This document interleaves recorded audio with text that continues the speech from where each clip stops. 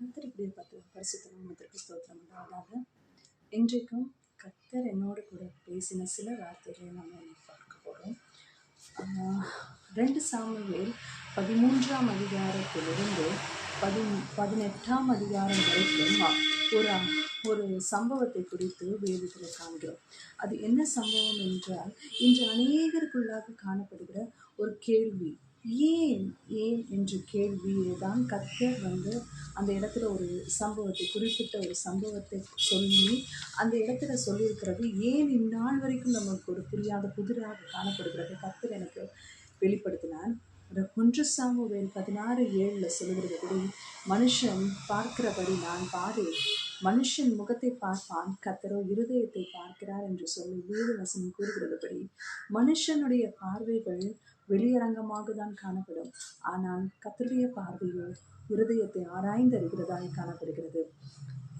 இந்த 2 சாமுவேல் 13ஆம் அதிகாரத்திலிருந்து 18ஆம் அதிகாரத்தில் வரைக்கும் காணப்படுகிற சம்பவங்கள் என்ன என்றால், அங்கு 3 பேரை குறித்து பார்க்கிறோம். அம்னோன், அப்சலோம் மற்றும் தாமாரை குறித்து. இவர்கள் மூவரும் யார் என்றால், தாவீதினுடைய குமாரராய் காணப்படுகிறார்கள். மூவரும் தாவீதின் ஒரே குமாரனாய் தான் இருக்கிறார்கள். 3 பேரும் பிள்ளைகளாக தான் காணப்படுகிறார்கள். ஆனால் இந்த அம்னோன் தாவீதின் ஒரு மனைவியினுடைய பிள்ளையாக, முதல் மகனாக காணப்படுகிறான். இந்த அப்சலோமோ வேறொரு மனைவி, தாவீதின் வேறொரு மனைவியுடைய பிள்ளையாக காணப்படுகிறான். 3ஆவதாக பிறக்கிறான் தாவீதுக்கு. இந்த தாமார் அப்சலோமினுடைய தங்கையாக இருக்கிறான், உடன் பிறந்த தங்கையாக காணப்படுகிறான். அப்சலோமும் தாமாருக்கும் ஒரே தாய் இருக்கிறார்கள். அம்னோனுக்கு வேற தாய், தகப்பன், ஒரே தகப்பன் தாவீதாக காணப்படுகிறான்.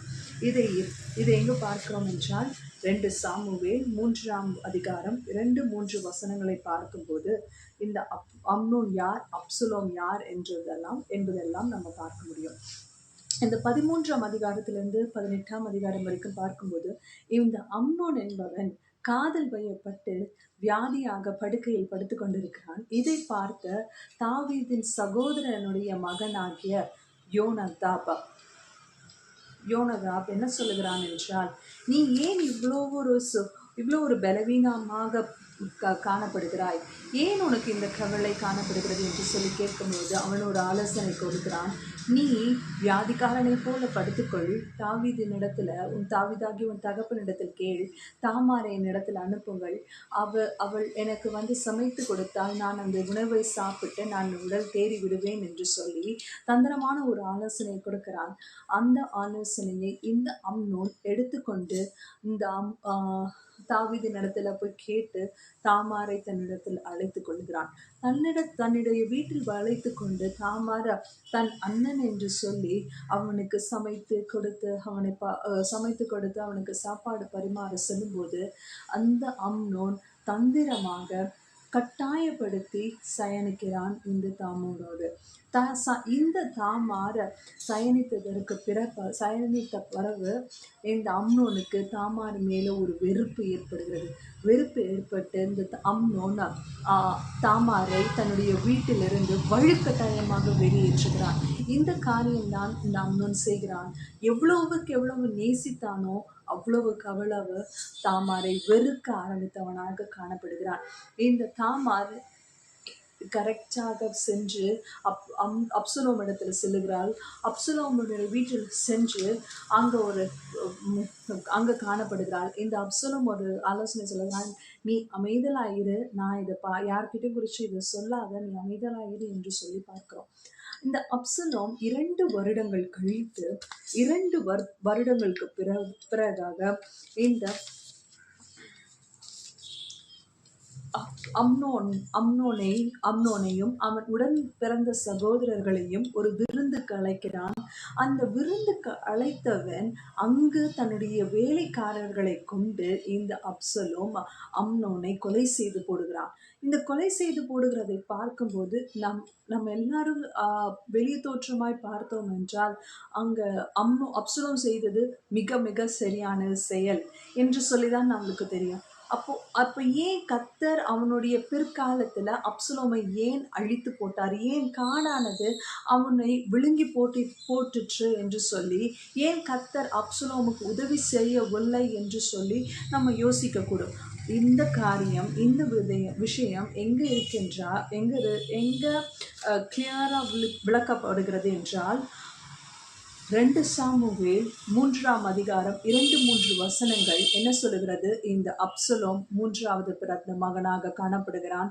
அம்னோன் முதல் மகனாக காணப்படுகிறான். ஒருவேளை அம்னோன் தாமாரை கெடுக்காமல் இருந்திருந்தால் என்றால் அவன்தான் ராஜ்யத்திற்கு தலைவனாக மாற வேண்டிய ஒரு ஆளாக காணப்படுகிறான். அவன்தான் சேஷ்ட புத்திரகனாக காணப்படுகிறான். ஆனால் அம்னோன் செய்த தவறின் மூலமாக தான் மாண்டு போனான். ஆனாலும் இந்த அப்சலோம் என்ன பண்ணுகிறான்? தன்னுடைய தங்கைக்கு செய்த காரியத்தினால் அவன் பழிவாங்கவில்லை. அவனுக்கு ஒரு ராஜ்யத்தின் மேல் ஒரு வாஞ்சை காணப்படுகிறது. அதை இவன் யூஸ் பண்ணிக்கிட்டான். இது ஒரு வேயா அவன் எடுத்துக்கிட்டான். இது மூலமாக மக்களை தன் பக்கம் கவருகிறது எல்லா செயல்களையும் அவன் செய்கிறான். எவ்வளவு ஒரு பொறுமையாக 2 வருடம் கழித்து தன் தங்கைக்காக பழிவாங்கினேன் என்று சொல்லி மனிதர்கள், அன்றைக்கு இருந்த ஜனங்கள் எல்லாரும் புரிந்து கொள்ளும்படியாக அவன் செய்துவிட்டு 3 வருடம் 3 வருடம் எங்கே போயிருக்கிறான்? தன் தாயினுடைய வீட்டிற்கு, தன் தாயின் தகப்பனுடைய வீட்டிற்கு சென்று 3 வருடம் அப்சலோம் தன் தகப்பனாகிய தாவீதை காணாமல் இருக்கிறான். இதே தான் கர்த்தர் பார்க்கிறார். ஆனால் கர்த்தர் இருதயத்தை பார்க்கிறவர். இது வெளி பிரகாரமாக நம்மளுக்கு தெரியல, ஆனால் கர்த்தர் உள்ளத்தை ஆராய்ந்து அறிந்திருக்கிறார். அதே போல 3 வருடம் சென்ற பிறகு யோவாபின் மூலமாக, தாவீதின் ஆலோசகராக இருந்த யோவாபின் மூலமாக இந்த அப்சலோம் மீண்டும் எங்கு வருகிறான்? தாவீதின் இடத்துல வருகிறான். ஆனால் தன் தகப்பனுடைய முகத்தை பார்க்காமல் 2 வருடம் இருக்கிறார்கள். இந்த இஸ்ரவேலுடைய மனுஷர்களுடைய இருதயத்தை இந்த அப்சலோம் எப்படியாக கவர்ந்து கொள்கிறான் என்றால், 2 வருடம் கழித்து தன் சகோதரனை கொலை செய்து விட்டு 5 வருடங்கள் கழித்து தன் தகப்பனாரை காண செல்கிறான். காண செல்லும் போதும் இஸ்ரவேலுடைய பட்டணத்தின் வாசல்ல நின்று தன் தகப்பனிடத்துல ஆலோசனை கேட்கிற, நியாயம் விசாரிக்கிற வர ஜனங்களை தன்னிடமாக சேர்த்து கொண்டு, அங்க ஆலோசனைக்காரர்கள் இல்லை, நான் ஆலோசனைக்காரராக இருந்தால், நான் ஒரு நியாயாதிபதியாக இருந்தால் நன்றாக இருக்கும், என்னிடத்தில் ஆலோசனை கேட்க வாருங்கள் என்று சொல்லி அந்த வருகிற இஸ்ரவேல் ஜனங்களை கெட்டி அணைத்து கொண்டு அவர்களை முத்தம் செய்து அவர்கள் மனதை கவர்ந்து கொண்டவனாக காணப்படுகிறான். இதை 2 சாமுவேல் 15 3ஆம் வசனத்திலிருந்து 6ஆம் வசனம் வரைக்கும் நமக்கு அது தெளிவாகிறது. 2 சாமுவேல் 18:9 பார்க்கும்போது, இப்படியாக அவன் கவர்ந்து கொண்டவன் தன் தகப்பனையே எதிர்த்து செல்லுகிற அளவுக்கு துணிந்து தன் தகப்பனை கொலை செய்வதற்காக ஓடி செல்லுகிறான். வீட்டை, தன் தகப்பனா இருந்த வீட்டை விட்டு அவன் வெளியே செல்கிறான். தன் தகப்பனுடைய பெர்மிஷனையும் வாங்கிவிட்டு எங்கு செல்கிறான்? எப்ரோனுக்கு சென்று தன்னை ராஜாவாக்கி கொண்டு மீண்டுமாக எருசலேமுக்கு வந்து தாவீதை தன்னுடைய சொந்த வீட்டிலிருந்து துரத்தி விட்டு தன் தகப்பனை பின்தொடர்ந்தவனாக தன் தகப்பனுக்கு விரோதமாக ஒரு கூட்ட ஜனங்களை எழுப்பிவிட்டு அந்த ஜனங்கள் மூலமாக தன் தகப்பனை எதிர்த்து செல்லும்போது காடானது அவனை விழுங்கி போட்டது. அவனிடத்துல காணப்பட்டது வெறும் ராஜ்யத்தின் ஆசை மாத்திரம்தான் காணப்பட்டது. எப்படியாக மேன்மை அடைந்து விட வேண்டும், எப்படியாக நான் மேன்மை அடையலாம் என்று சொல்லி ஒரு நோக்கத்தோடு தான் காணப்பட்டான். அதே அந்த ஒரு நோக்கமே அவனுடைய அழிவின் முடிவாக காணப்பட்டது. ஒருவேளை இந்த சூழ்நிலையில நம்ம சூழ்நிலைகள், போகிற சூழ்நிலைகள், கடந்து போகிற சூழ்நிலைகள் எல்லாம் எல்லா மனுஷர் ஒரு விதமாக பார்க்கலாம் நம்மளை. ஆனால் நம்ம இருதயத்தை பார்க்கிற தேவன், அவர் நம்ம இருதயத்தை பார்த்து ஆராய்ந்து அறிகிற தேவன், நம்மை உள்ளும் புறமுமாக புடமிட்ட பிறகு அவருக்கு தெரியும், அவர் அறிவார் நம்முடைய இருதயம் முழுமையாக அவரை சார்ந்திருக்கிறதா, இல்லை வேறேதும் பொருள் ஆசையோ இல்லை பண ஆசையிலேயோ காணப்படுகிறதா என்பதை கர்த்தர் அறிவார். கர்த்தர் ஒருவரே அறிவார். இன்றைக்கும் தாவீதினுடைய இருதயத்தை கர்த்தர் அநேக வேத வேதத்தில் காணப்படுகிற அநேக ஜனங்கள் தேவனை அறிந்தவர்களாக காணப்படுகிறார்கள், தேவனை புரிந்தவர்களாக, தேவனுக்கு பிரியமான ஒரு வாழ்க்கை வாழ்ந்தார்கள். ஆனால் தாவீது ஒருவனை மாத்திரம்தான் கர்த்தர் ஒரு சர்டிபிகேட் கொடுக்கிறாரு, இருதயத்திற்கு ஏற்றவனாக கண்டேன் என்று சொல்லி. அப்போஸ்தலர் 13:22. வெளியரங்கமாக பார்க்கும்போது தாவீதின் இடத்துல ஒரு மேய்ப்பனாக காணப்படலாம், அவன் ஒரு ஆடு மேய்க்கிற ஒரு சாதாரண ஆடு மேய்க்கிறவனாக தான் காணப்படலாம். ஆனால் அவனுடைய இருதயமோ கர்த்தருக்கு ஏற்ற ஒரு இருதயமாக காணப்பட்டது. எப்படி என்றால், இவன் ஆடு மேய்க்கிறவனாக இருந்தும் ஆடு மேய்க்கிறவனாக இருக்கிறான். இவனுடைய அபிஷேகம், தாவீதினுடைய ராஜ்யத்தின் திடப்படுத்தல் எப்பொழுது உருவானது என்றால், சவுல் ஆனவன் தேவனுக்கு கீழ்ப்படியாமையினால் பின்வாங்கி சென்ற போது தாவீதினிடத்தில் ராஜ்யபாரம் வரும்போது அவன் அபிஷேகப்படுத்தப்படும்படியாக இந்த சாமுவேல் தைல குப்பியை எடுத்துக்கொண்டு ஈசாயின் ஊருக்கு சென்று அங்க ஒரு பலி விருந்து ஏற்படுகிறான். இந்த தாவீது தன் தாய் தகப்பனாரால் கைவிடப்பட்ட ஒரு மகனாக காணப்படுகிறான். தன் தகப்பன் ஈசாய் ஒரு பதிலை கூட சொல்ல முடியல. தன் தகப்பனுக்கு மீதி 7 பேர்களுடைய பிள்ளைகளுடைய பெயர்களையும் தெரியும். அவர்கள் நன்றாக படித்திருக்கிறார்கள், அவர்கள் போர் சேவகர்களாக இருக்கிறார்கள், அவர்கள் உடல் வலுவானதாக காணப்படுகிறது. ஆனால் இந்த தாவீதோ தனிமையாக காடுகளிலும் மலை பிரதேசங்களிலேயும் புல்லு மேய்க்கிற ஒரு ஆடுகளை மேய்த்து கொண்டு புல்லை காட்டுகிறவனாக, ஆடுகளுக்கு தண்ணீர் காட்டுகிறவனாக காணப்படுகிறான் இந்த தாவீது. தன் ஈசாயின் மகன் 7 பேரையும் கர்த்தர் நிராகரித்தார் என்று சொல்லி சாமுவேல் அறிந்து கொண்டு ஈசாயின் இடத்தில் கேட்கிறார், உனக்கு இவர்களை தவிர வேறு ஏதும் பிள்ளைகள் உண்டோ என்று சொல்லி கேட்கும் போதுதான் ஈசாயின் தகப்பன் சொல்லுகிறார், ஆம், ஒருவன் உண்டு, இவர்களுக்கு எல்லாரும் இளையவன், அவன் ஆடுகளை மேய்த்து கொண்டிருக்கிறான் என்று சொல்லி காணப்படுகிறது. அந்த இடத்தில் தன் தகப்பன் தன் பிள்ளையின் பேரை கூட மறந்து விடுகிறவனாக காணப்படும் போது இந்த சாமுவேலை கொண்டு கர்த்தர் அந்த தாவீதை உயர நிறுத்தினார். அந்த உயர நிறுத்தும் போது கூட அவர் தன்னை தாழ்த்தினார். மீண்டுமாக ஆடுகளை தான் மேற்க செல்லுகிறார். ஆடுகளை தான் பார்க்கணும், ஆடுகளை பாதுகாக்க வேண்டிய ஒரு கட்டாயத்தில் காணப்பட்டார். அந்த இடத்துல எல்லாரும் தனிமையாக இருக்கிற நேரத்தில் எல்லாம் தன்னுடைய இன்ஸ்ட்ருமெண்ட்டை எடுத்து, தன்னுடைய ஹார்ப்பை எடுத்து அழகாக பாடி கர்த்தரை எப்பொழுதும் துதித்து கொண்டே இருந்தான். கர்த்தருக்கு என்ன தேவை, கர்த்தருக்கு எப்படி இருந்தால் நான் பிடிக்கும், எப்படி இருந்தால் நான் ஏசப்பா என்னை பிடிக்கும் அப்படின்றத புரிஞ்சு அவன் அதுக்கேற்ற மாதிரி அவன் பண்றவனாக காணப்பட்டான். அந்த சாமுவேல் 1 சாமுவேல் 16:12 சொல்லப்பட்டது, அற்பமாக எண்ணப்பட்டவன் அற்பமாக எண்ணப்பட்ட தாவீது ராஜாவாக அபிஷேகம் பண்ணப்பட்டவன். போர்க்களத்தில் இருக்கும்போது தன் தகப்பன் சொல்லை கேட்டு தன் சகோதரர்களை பார்க்க சென்ற தாவீதை தன் மூத்த சகோதரன் என்ன சொல்லுகிறான், நீ நமக்கு இருக்கிற கொஞ்சம் ஆடுகளை யாரிடத்துல விட்டு வந்தான் என்று சொல்லி அவனை திட்டுகிறவனாக காணப்படுகிறான். அந்த இடத்துல தெரிகிறது, இவனை யாரும் அங்கீகரித்து கொள்ள, தன் சொந்த சகோதரர்களால் நிராகரிக்கப்பட்டவன் தான் இந்த தாவீதை காணப்படுகிறான். அப்படிப்பட்ட ஒரு சூழ்நிலையில தான் இந்த தாவீதை ராஜாவாக அபிஷேகம் பண்ணுகிறார். எப்பொழுதும் கர்த்தரை துதித்து கொண்டே இருக்கிறான். அவன் ஒரு இஸ்ரவேலின் பாதுகாவலனாக காணப்படுகிறான். எல்லாவற்றிலும் எல்லாவற்றிலும் பார்க்கிலும் அவனுக்கு என்ன எப்படி இருந்துச்சுன்னா, நம்மளுடைய பார்ட்னரை நம்ம எப்படி சாட்டிஸ்ஃபை பண்ணலாம், நம்மளுக்கு பார்ட்னர் எப்படி இருந்தால் பிடிக்கும், நம்மளுக்கு பார்ட்னர்ஸ் எப்படி இருக்கா, அவங்களுக்கு எப்படி இருந்தால் நம்ம பிடிக்கும், நம்மளுக்கு எப்படி இருந்தால் அவங்களுக்கு பிடிக்கும் அப்படின்னு சொல்லி நம்ம சேஞ்ச் பண்ணிக்கிறோமோ, அதே மாதிரி இந்த தாவீது எப்பொழுதும் நான் எப்படி இருந்தால் ஏசப்பா என்னை ஏற்றுப்பாங்க, ஏசப்பாக்கு எப்படி இருந்தால் நான் எப்படி இருந்தால் பிடிக்கும் அப்படின்னு சொல்லி அந்த காரியத்தை தான் அவன் திருப்பி செய்து கொண்டே இருந்தான். அவன் தேவ ஜனங்களை பாதுகாக்க அறிந்தவனாக காணப்படுகிறான். தேவன் ஞானம் நிறைந்தவனாக காணப்படுகிறான். அவன் மரணம் நேரிடும் தருவாயில் தன் மகனாகிய சாலமோனுக்கு ஒரு சில ஆலோசனைகளை கொடுக்கிறான். யார் யார் என்னென்ன செய்தார்கள், யார் யாருக்கு எப்படி செய்ய வேண்டும் என்பதையும் கற்பிக்கிறான். அதே போல இவன் ஒருவன்தான், இவன் முதலாவது தேவனுடைய ஆலயத்தை கட்ட வேண்டும் என்று சொல்லி வாஞ்சை இவனிடத்துல தான் உருவானது.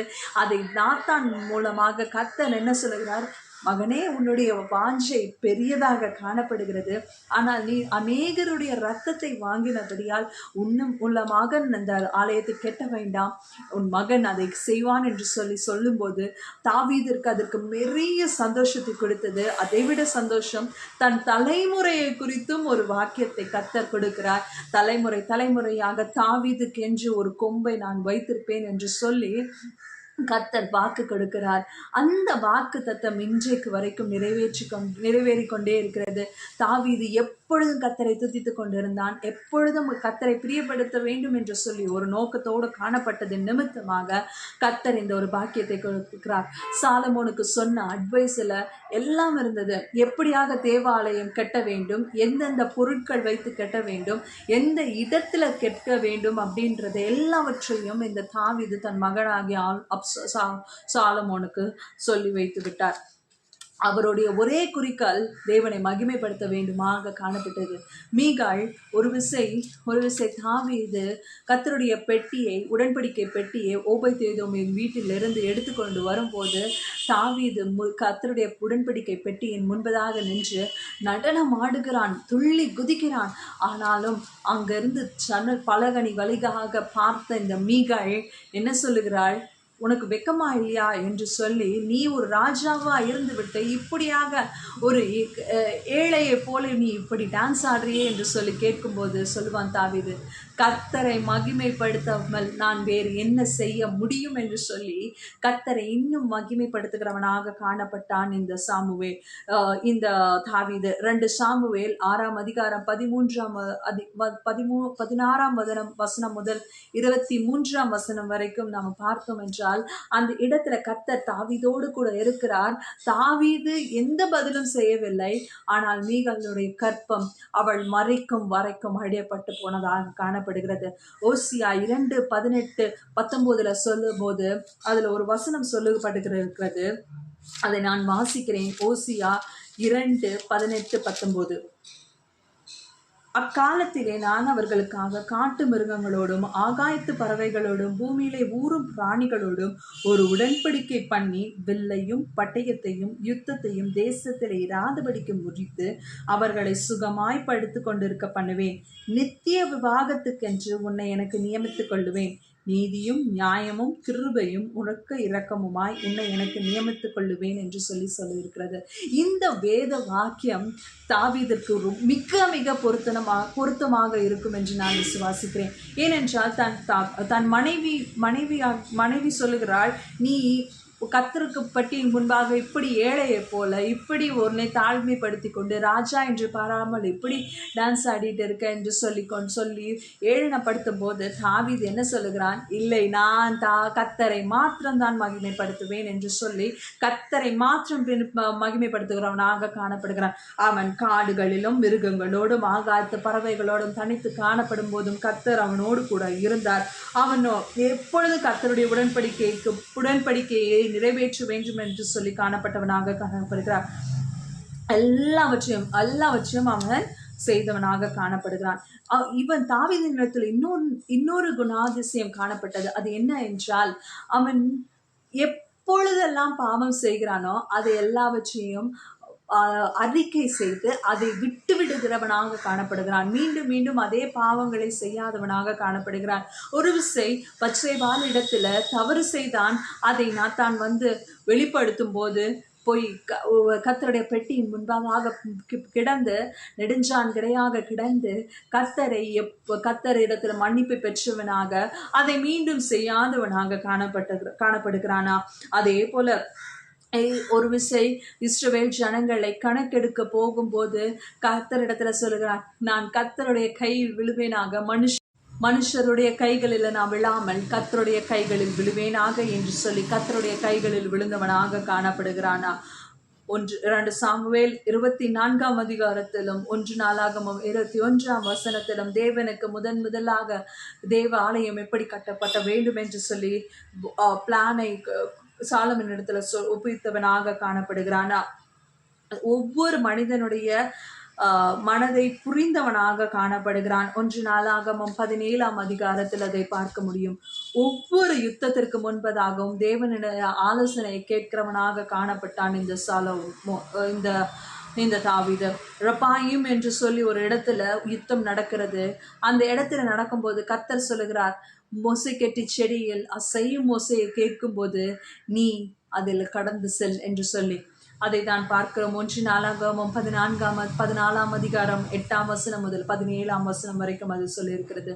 நீதிமொழிகள் 4:23 சொல்லுகிறது, உன் இருதயத்தை காத்துக்கள், ஏனெனில் அதிலிருந்து ஜீவ ஊற்று புறப்பட்டு வரும்.